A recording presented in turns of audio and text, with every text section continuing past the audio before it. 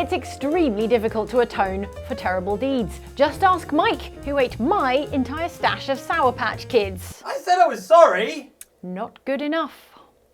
Luckily for gamers, loads of video games are more forgiving than me. Many of their karma-based systems work on a scale, allowing you to make up for misdeeds with good deeds and thereby improve your karmic standing. Oh, thank you, sir. Truly, thank you. But some of these good deeds are so stupidly simple or easy that we can't quite believe that they can be used to cancel out the heinous things you can get up to in these games. So get ready to do all the evil deeds that you want, only to undo them with these 7 suspiciously easy ways you got good karma. And beware spoilers for the following games.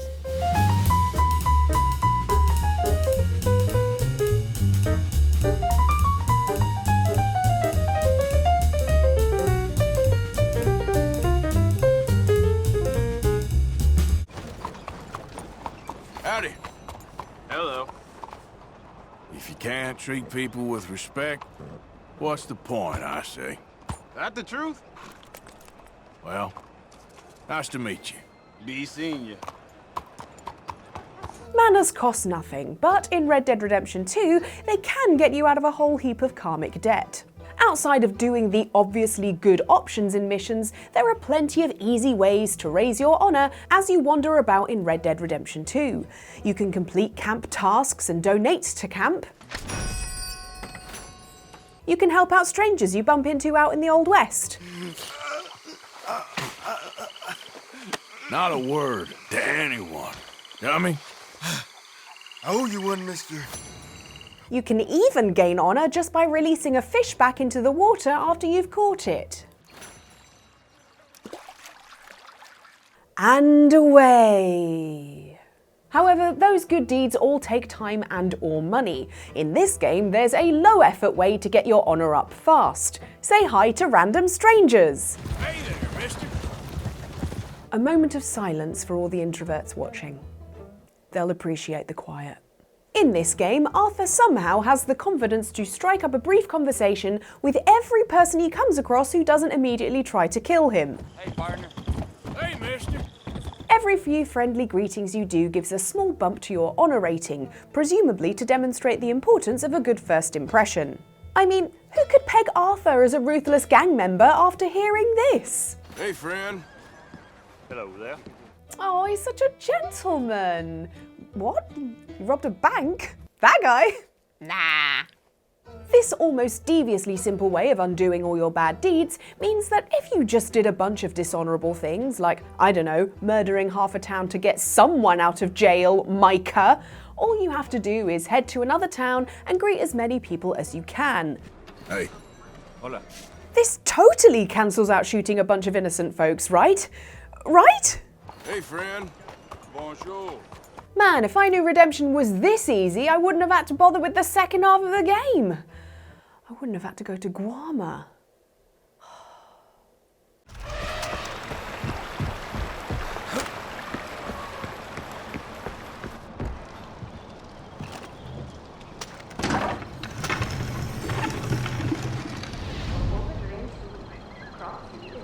Lots of people love hiking, including me, but only if there's a pub lunch at the end, because I need my Yorkshire puddings.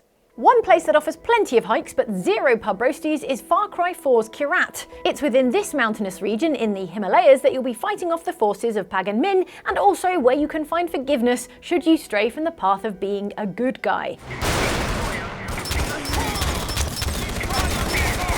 See, while most Far Cry games don't have a karma system, Ubisoft included one in this installment, likely as a nod to karma being a core concept within the main religions of the region Kyrat is inspired by. However, this being a video game, it's not all that deep. If you F up and accidentally kill civilians or run over a friendly Golden Path soldier who walked right in front of you, damn it, Undisclosed location where you can't find me. No. you can simply neutralise that bad karma by heading over to the nearest Manny wheel and giving it a little spin.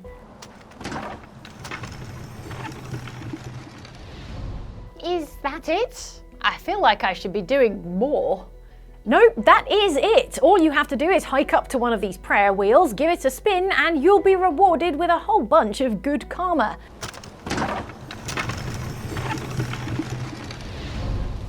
This is a ridiculously easy alternative to the other ways to accrue good karma in the game, which involve laborious and dangerous karma events, which are 1000% more hassle than spinning a wheel. Spinning these mani wheels gets even easier once you buy all of the maps, and you can just fly your way directly to them via buzzer and find them easily with a waypoint marker, even if someone did hide them in a corner somewhere.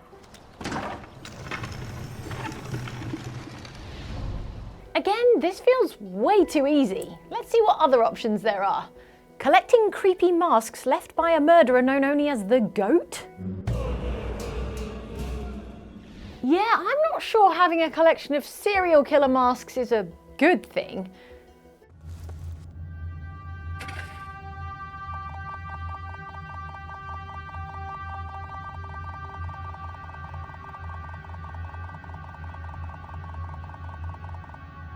It has been said that a crime punishable by a fine is legal for a price. Nowhere is this more true than the Fable series. Fable games famously place your character along a scale of good and evil, and where you sit on that scale is represented via your character's appearance. While there are huge in-game decisions that can affect your level of good or evil, there are also multiple lesser deeds that you can do throughout your adventures to nudge the needle one way or another. So if you regretted your evil choices or just didn't like how you looked because of them, you could go off and do a bunch of good deeds to make up for your bad behaviour. Who are you to judge me? I bet you've pocketed a few unattended items before. Or if you're incredibly wealthy, you can buy your way out of the consequences. Wow, my fun fantasy game is getting a bit too real. In Fable 1 and 2, the easiest way to gain good karma is to donate to a good temple. So if you, for example, sacrifice someone in the Temple of Shadows in Fable 2, all you have to do is saunter over to the Temple of Light and drop some coins in to rebalance your moral scales.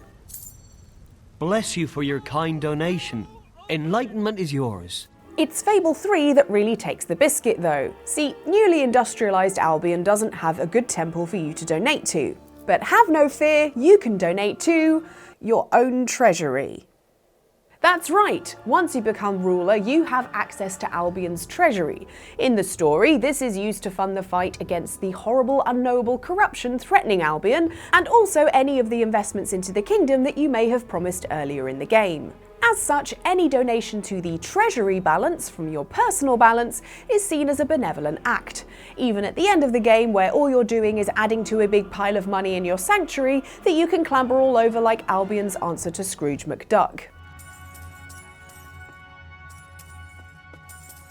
But again, while it's in your sanctuary, it's not technically your money. You're just looking after it. And if your personal balance isn't looking healthy enough for a big donation to make up for your misdeeds, don't forget the best and easiest way to make money in this series is by becoming a landlord.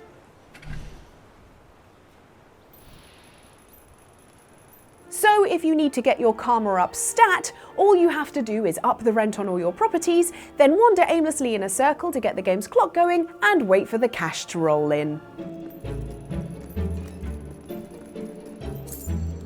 Much like an actual landlord does, I imagine. They've got to do something with their time. Good evening, madam. What can I do for you? Nothing, I hope. Fable 3 isn't the only game that lets you throw cash at your bad deeds until they go away. Take Fallout 4 for instance, where you can get good karma just by donating caps to one of the Wasteland's churches, like the Church of Atom in Megaton. Bless you, child. You can also get good karma by surrendering quest items to quest givers without asking for a reward, for instance when handing in scrap to Walter for the Megaton water processing plant. Are you serious? Why, I'll be. Thank you, stranger. I can't tell you what this means to Megaton. Well, I'll tell you what it means to me. Free karma helping the community. But there is an even more ludicrously easy and, more importantly, free way of gaining good karma which you can access early in the game. Finish the quest, The Power of the Atom, and you'll be rewarded with a permanent residence and your very own Mr. Handy robot. Good morning, madam. What can I do for you? Disarm Megaton's bomb rather than using it to explode everybody, and you'll get this luxury apartment in Megaton, along with Wadsworth, who is there to assist you with your every need and constantly block the stairs. It's good to see you alive and well, madam. Well, it's good to see you anyway. Yeah, well, I'd be more alive and well if you weren't in my way, Wadsworth. Still, this automaton can provide you with 3 bottles of a normally rare resource, purified water. This heals you up with 0 radiation gain and can net you a ton of karma. Certainly, madam, here you are. Certainly, madam, here you are. Certainly, madam, here you are. Certainly, madam, here you are. See, around the wasteland you can find parched, down-on-their-luck folk such as Mickey here outside Megaton, who will ask you for a bottle of the good stuff. Please, water. Help me. If you hand him a bottle of purified water, then... Thank you so much. I'll never forget this. Boom! 50 points of sweet free karma. Oh wait, sorry, I probably shouldn't say boom too loudly around here, should I? Sorry. Wadsworth can provide 5 bottles every 7 days, so when you run out, all you have to do is step outside your apartment and wait for 7 days as if you've halted the search for your missing dad, just to try your hand at being a living statue. Certainly, madam, here you are. This is a laughably easy way to rack up good points, and if you were evil enough to wipe Megaton off the map rather than save it, don't worry. You still get this speedy way to farm karma in the form of Godfrey at your 10-penny suite. Certainly, madam, here you are. Certainly, madam, here you are. And it's terrifyingly easy to get back into the game's good books using this exploit, with nuking Megaton netting you minus 1,000 karma and donating bottles giving you plus 50 karma a pop. All you have to do is donate 20 measly bottles of water to completely undo what you did to Megaton. Well, only undo in the karmic sense. Sorry, Moira.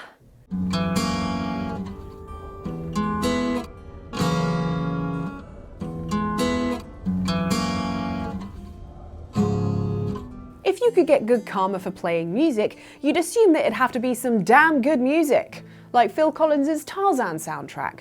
Seriously underrated. And yet, in the Metro series, potentially all it takes is a casual strumming of 6 open strings to earn you the good ending. You see, Metro games are constantly judging you from behind the scenes, only informing you via sound effects if you've done something it recognises as morally good. Maybe until the world up there will take us back.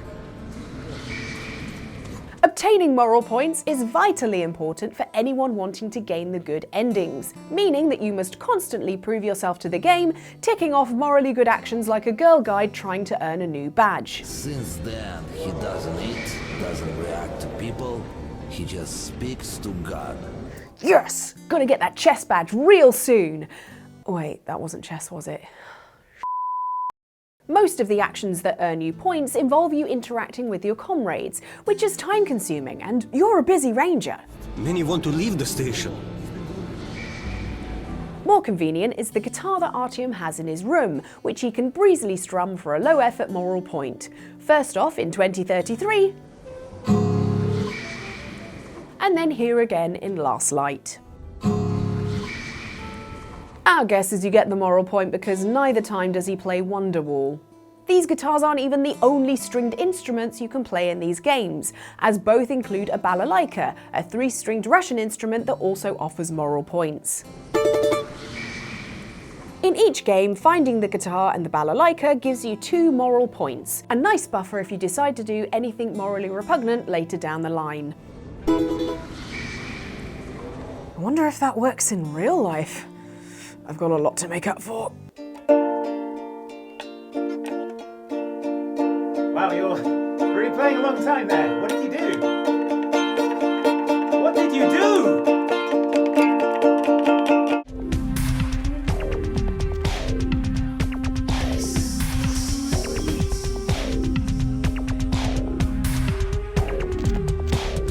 As a wise woman once sang, it is murder on the dance floor, and especially so with these killer moves.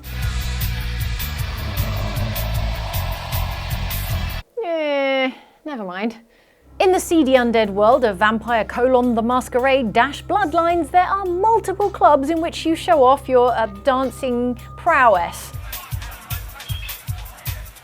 But being a boogieing boogeyman serves a purpose much greater than making you look like a drunk uncle at a wedding. As a blood-drinking monster, you run the risk of losing your humanity, represented in-game with humanity points. The higher your humanity, the easier it is for you to resist the urges of the beast. And thus the easier it is to pass as human and maintain the masquerade. Useful. Now that's what I like to hear. You can lose humanity points by doing evil deeds, such as accidentally on purpose turning people into human raisins by drinking them dry. Whoops. If you want to claw back some humanity after being a little too thirsty, you can do one simple thing. Get your undead ass on the dance floor immediately. That's right, humanity points are up for grabs so long as you let your vampire bust a groove long enough to some truly timeless classics.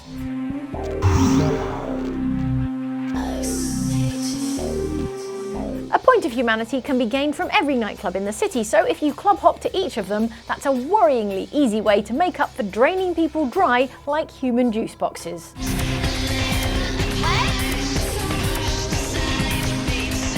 Although not quite as worrying as that dancing. You'll have someone's eye out. I don't think so. I'm gonna tear you limb from freaking limb.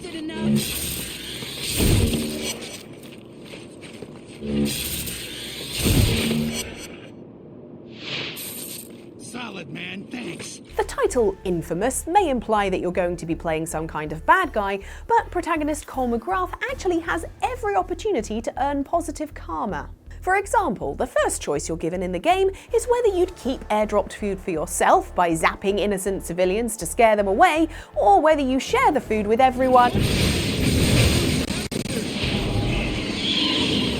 Cool. Okay, made that choice then. You can really be a total selfish bastard in this game, and the game will certainly judge you for it. NPCs are not afraid to let you know they don't like you, even going as far as throwing rocks at you if they see you in the street. It's never hell.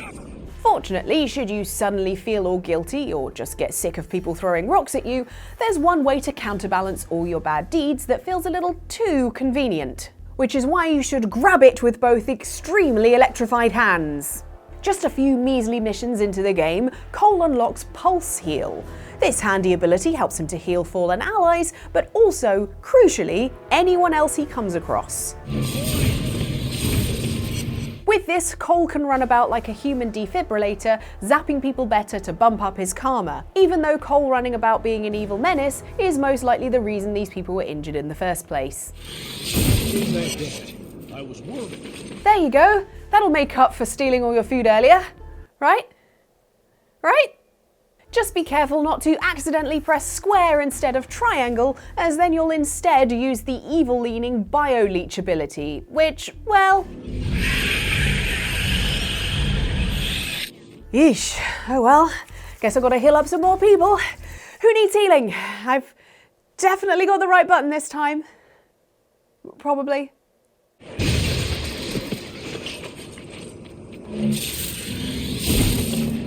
Thank you for watching this video on Outside Extra about the 7 suspiciously easy ways you got good karma in games. And Alan's gonna play us off with her, Is it okay? Have I made up for it yet? yeah, her penance ukulele. Yeah. Okay. And while she does that, you can watch this video from Outside Extra or this video from Outside Xbox. Both are equally excellent. Ooh. Yeah. I think she's making it worse. I think you actually I'll go back. I think you actually go to hell for playing ukulele like that. So better cut it there. But yeah, watch one of these videos. They're a bit like the one you just watched, but different and equally good.